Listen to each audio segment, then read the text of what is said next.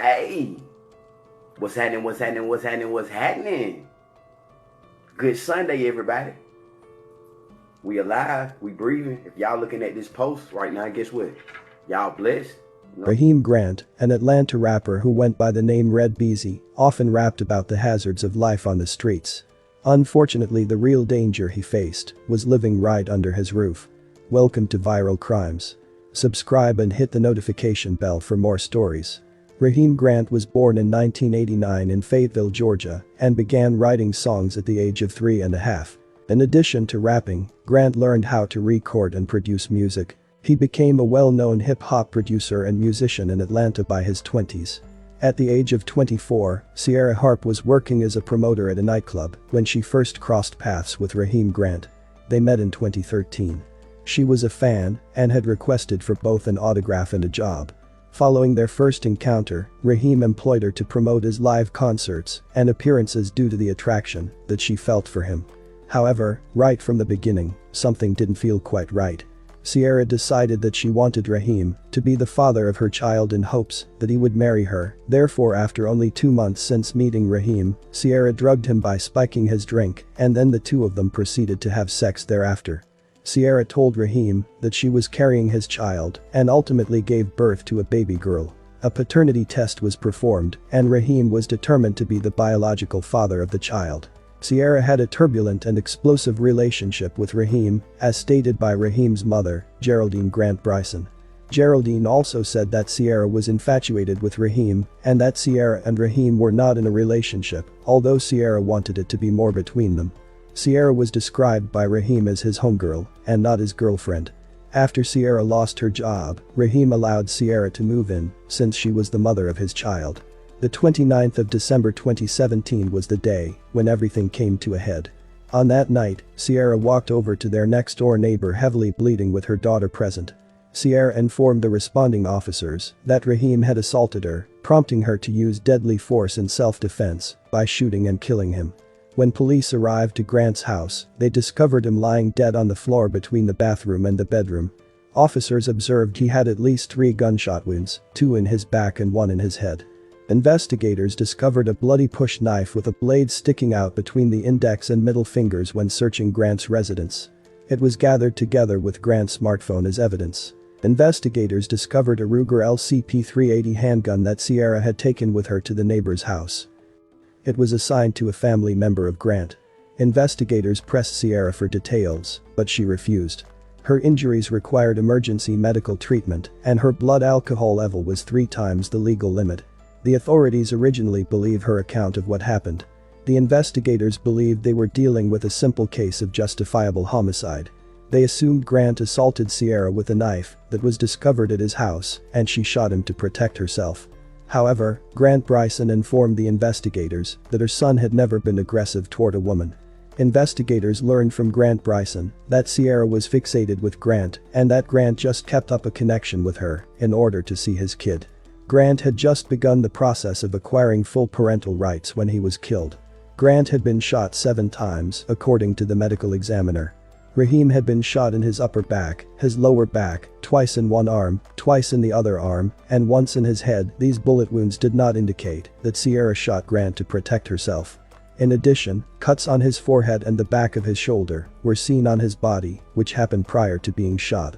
Sierra said that Grant had abused her for years. She said that on the night of the shooting, he started assaulted her, causing her to drop to the ground, at which time her knife slipped out of its holster on her ankle. She said Grant took the knife and started stabbing her. She said she could not see because her own blood was dripping into her eyes. In the midst of the beating, she seized Grant's revolver from him and started firing erratically. Sierra was claiming that the shooting was self-defense, and investigators still did not have enough evidence to charge Sierra with murder until Raheem's mother instructed them to look at his phone. Raheem's mother knew that Raheem was recording all of the time, and she had previously instructed him to start recording whenever he would get into explosive fights with Sierra. A search through Raheem's phone provided damning evidence against Sierra. It was revealed that her claims of acting in self-defense were completely false, and the video instead confirmed her guilt. It took the police several weeks to get their hands on that video footage, and when they did, what they witnessed was, to put it mildly, horrifying. On the evening of the incident, the two of them got into a fight, and once it was over, Raheem began recording a video of what happened. It shows Raheem claiming that Sierra was the one who stabbed him in the video. As the tragedy continued to unfold over the following several minutes, Sierra alternately switched off and then back on the video.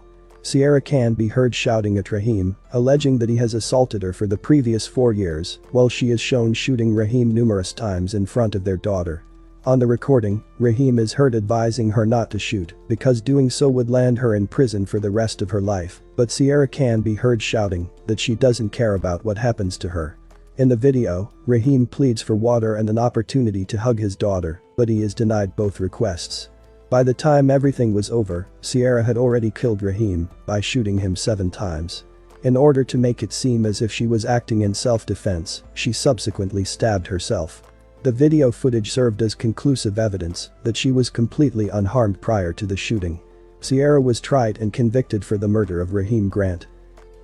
This was something else. It was a startling turn of events. A mother took the stand during her daughter's sentencing and let her have it. Oh yeah, Channel 2's Tom Jones is live in Clayton County. Tom, the defendant's mother asked the court to give her daughter the maximum punishment.